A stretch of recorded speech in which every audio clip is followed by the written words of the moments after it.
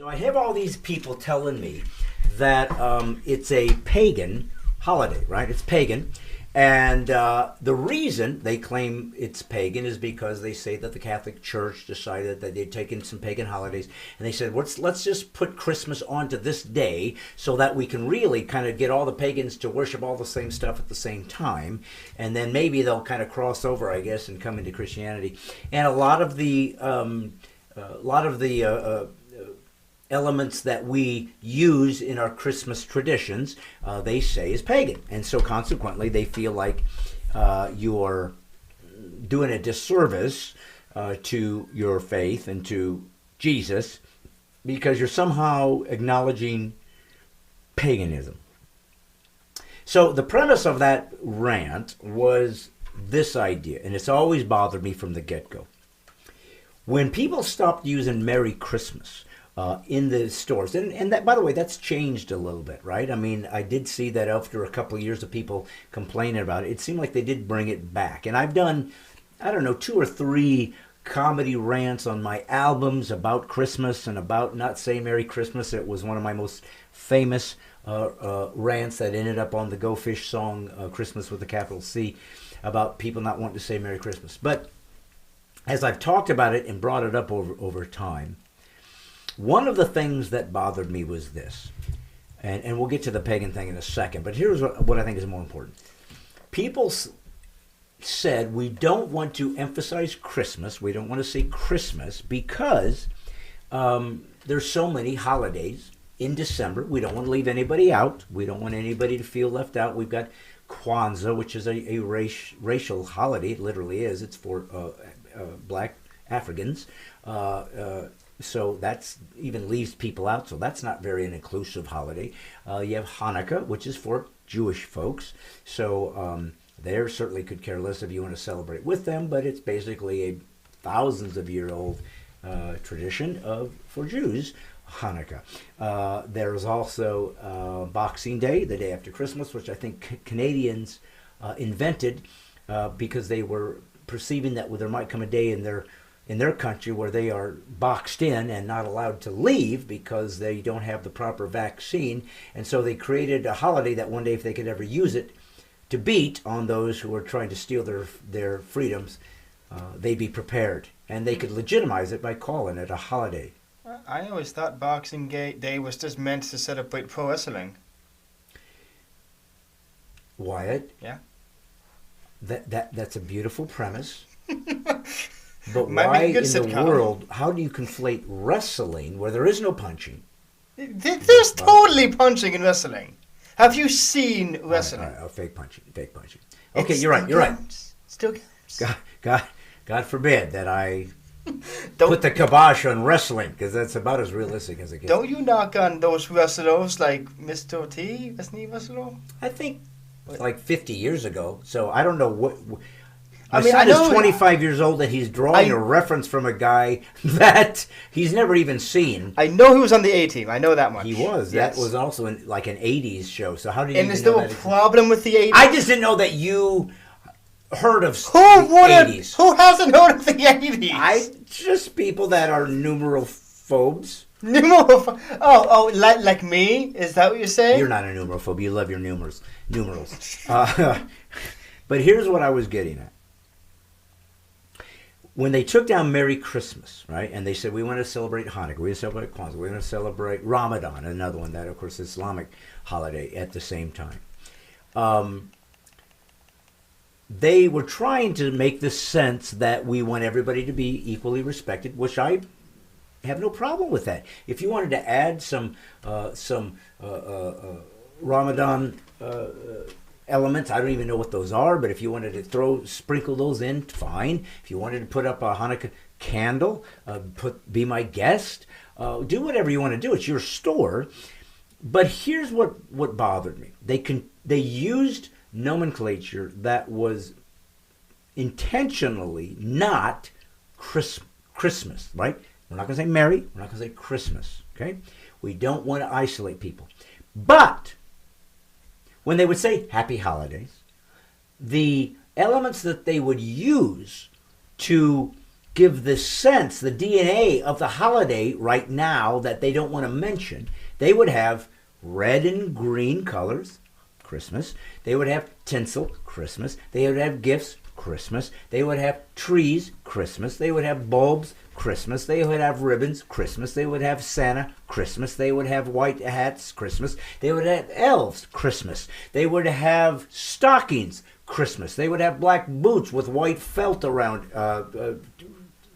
fur around it, Christmas. They would have burning Yule logs, Christmas. They would have chestnuts roasting on an open fire, Christmas. They would have sleigh bells, Christmas. They would have reindeer, Christmas. Sleds. When's the last time, just curious, you got in a sled pulled by reindeer? I'm guessing probably not for a couple weeks. It is a complete and utter indicator of Christmas. My point was, we're going to strip the name away to show our woke inclusiveness. But every single image we will utilize to drive your appetite to come buy our stuff so we can make money and capitalize off of the capitalistic system that's created this opportunity of capitalism that allows us to make money off of a holiday that we don't want to mention, but we're going to use all of the artifacts that it gave us. That hypocrisy is what I was ranting about. If you don't want to include Christmas or find that somehow it's offensive to the 6% of people that don't celebrate it, don't use any of our trappings. Don't use any of our fixings. Don't use them. But you won't stop that because you will always be a hypocrite. You will always be a fraud. Wokeism, leftism is always what it does. It destroys everything it can, but it has nothing to fill the blanks in, so it has to once again parasitically steal from a beautiful tradition and leave whatever remnants they can left over. But let's remove Christmas because we're showing that we're really sensitive to everybody else. Bull pucky. Now, the people were complaining that all of these traditional elements that I just mentioned, or many of them, like the Christmas tree, were pagan. Maybe they were. I haven't done a lot of research on it. But here's the part I couldn't wrap my mind around. I saw one guy say, listen, you're worshiping a tree. I've never worshipped a Christmas tree in my life. You know what when I see a Christmas tree, you know what I see? Beautiful nature that God invented. When I see the bulbs hanging from it and the tinsel, you know what I see? A representation of ice and winter and beauty of the color of the white snow that has drifted over it. And if you've ever lived in a state that gets thick snow on Christmas Day, it's beautiful, it's magical, it makes you feel alive. And not one time am I worshiping a ice crystal. Wyatt, have you ever found yourself tempted to worship an ice crystal? Well, I mean, there was that Sonic ice, which is just magnificent. If there was any ice crystal I would be tempted for, it'd be that. I gotta tell you, son, that's a good point. That's a good point. Just chewing on that ice. Yeah, it's so good, isn't it? You know what I love about that ice? What? Melts in your mouth. All ice does, but it just does it so much quicker than the rest. But with this different texture. Yeah, it's almost like this velvet. Yeah. Can we call it velvet ice? There's legally nothing stopping us. There's my son, always looking at the legal ramifications. Well, look, I look at these trees, and especially, and when I grew up, we had real trees, chopped them down, stuck them in some water, and hoped and prayed that they didn't go on fire because somebody always burned their house down every year with a real tree. But the smell, why? Do you remember smelling? Because we would get real Christmas trees when we were in California. That's before California went crazy! Do you remember that we would bring home Christmas trees and do you remember that smell? I think vaguely. That was a long time ago, and my smell memory isn't the best out there, but I think I do. It was sticky too, wasn't it? Like It was sticky too. and that's how you know it was good. That's how you know it was good. It was sticky. My Yeah. son remembers the stickiness, but not the olfactory gland reminiscing of the beautiful wafting of the new tree. Well, to be fair, in this family, sticky is pretty dramatic. Oh, it is. I hate sticky, by the way. I'm not going to tell you guys this because if I'm ever captured by my enemies, they'll know the worst thing they could do to me to make me talk. But the point I wanted to make is this. Those who say that the tree had a pagan origin, maybe it did. I say that Christmas redeemed it and returned it back to the remembrance that God created the natural order. That he created and allowed snow to drift. That's not only beautiful, but just sort of has this wonderful, unique, one-of-a-kind crystal that never repeats itself. Each one is, even though we'll never know it and needed microscopes to even know they looked the way they looked, we still realize that this was the God of creation that said, I can even make each one of these unique and never to be seen again, and I can do it forever.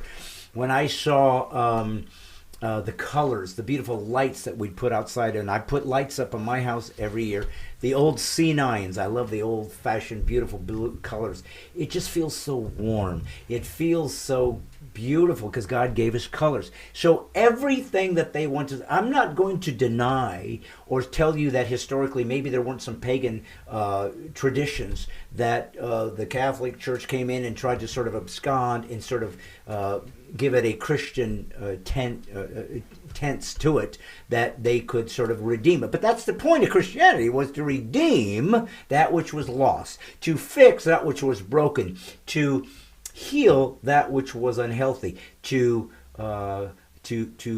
bring beauty from ashes. So I don't understand those who are so adamant about making sure you don't celebrate Christmas, which is always thought of as Christ Mass, the birth of Christ, even if it wasn't on that day. I don't know the day he was born. You know what? I don't know what day George Washington was born, but he can still inspire me. I don't know what day, I don't know. I don't even know who else to pick. Abraham Lincoln was born. I don't know what day he was born. Don't care. He inspires me.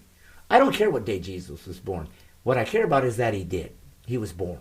And that's the beauty of it. So for all of you who are so adamant to try to make the rest of us say, don't celebrate Christmas, as though somehow there's something better to taking an opportunity for the name of Jesus to be spoken into the atmosphere, and let's strip it away. If you don't see that maybe there's something odd and counterproductive to that, I don't understand what you think you're accomplishing when everybody looks at the Christmas thing as though it has something to do with Christ. That's how they see it. That's how they feel. That's what they are being inspired by. What is wrong with that? And if you happen to be watching the video and you really feel like, no, I'm missing the whole point, feel free to comment, and maybe some of my people or myself or Wyatt, for that matter, because Wyatt works at Lowe's, so he has some education and insight a lot of us will never even begin to touch a bit against. We'll talk about it. I don't have a problem with you disagreeing with me. I don't have a problem with you wanting to discuss it, but I want you to justify why removing Jesus' name from this one special day of the year that's celebrated around the world, you think is somehow doing a better service to his memory and to God's intervening into the human condition. Please explain that to me so I can understand where you're coming from. Wyatt, what is your thoughts? My thoughts are we have some explaining to do. Okay. Because Kit Kat, Sparrow, and a host of other people have no idea what we're talking about when we talk about the Sonic Ice. Okay, if you guys have never gone to Sonic, it's a drive-through. It's kind of like a McDonald's, but you can still drive your car up and get them to come out in their skates and bring you the thing. I don't know if it may not be in the West. It's not in the West Coast. I don't think it's in California, the West Coast. Yeah, I think it's more of an East Coast It might be thing, an East Coast or Southern thing. But anyways, that's all. And the ice is just really fine and crunchy, but it's not big. It's tiny little... almost like so the somebody else commented that it's apparently called nugget ice. Nugget ice. That would sound... I mean, it makes sense. Basically, imagine a tater tot. Imagine it like a fifth the size of normal, and imagine it being ice. That's basically what it is. But it just crunches really good. I think they might give them that kind of ice in hospitals. As a matter of fact, now I think. Oh, really? I think so. Anyways, Yeah, that's yeah. what he was talking about. Yeah, So, that's what we're talking about. It's just nice ice. I wanted to talk about that idea of what happens when people get so caught up in some sort of very specific viewpoint that they maybe miss the bigger picture. Now, I have another way to discuss that and to discuss the missing the bigger picture by talking about a song that we've all heard, we all sang, we all found it fascinating, and yet I found it problematic. I thought that there was something we were missing. And so I did a rant about it. And I want to show you that rant. And then I'm going to come back and we're going to talk about what people, some people commented on, just to show you how easy it seems to be in America, or probably anywhere, for people to miss the bigger picture. And the one thing they seem to miss with me, because they happen to know I'm a conservative, they happen to know I'm a Christian, I'm not apologizing for that, and it's part of my show. I think sometimes when I do my show, they miss the fact that maybe this guy's also a comedian. Just throwing it out there. I'm going to give you an example right now. Wyatt, if you can pull up Rudolph. Yep, we're going to reimagine Rudolph. I want you guys to watch this. And when it's finished, I'm going to tell you about some of the things that I've heard from people who found this a disturbing and inappropriate commentary. Wyatt, hit Rudolph. I don't mean literally, because I guarantee that would kind of go against what you just said. it would, so. And the SPCA would be all over. All right, and